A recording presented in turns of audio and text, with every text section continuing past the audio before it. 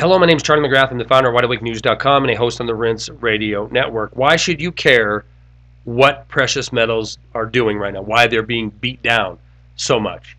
Why should you care? Because most people in this community, they buy precious metals. They use their reserve wealth to buy precious metals. They're not buying it for an investment. They're buying to hold it. So why should we care?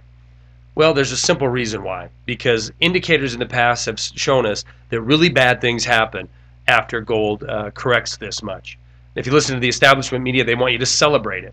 Celebrate it because it means that central planning, central government, central banks, fiat money, it's all worked and we've turned the corner economically. Joe Wiesenthal over at the Business Insider wrote a piece today that is almost impossible to read even, titled "Everyone Should Celebrate the Collapse of the Gold Market."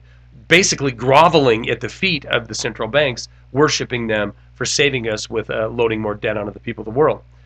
So what's really happening? Well, if we look at recent indicators and look at recent events, it paints a pretty bleak picture. It paints a pretty troubling picture.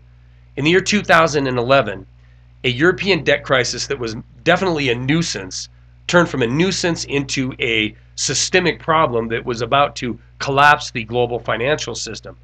Out of this crisis came never before action, unprecedented action by global central banks to load more debt onto the people of the world to stave off a financial collapse.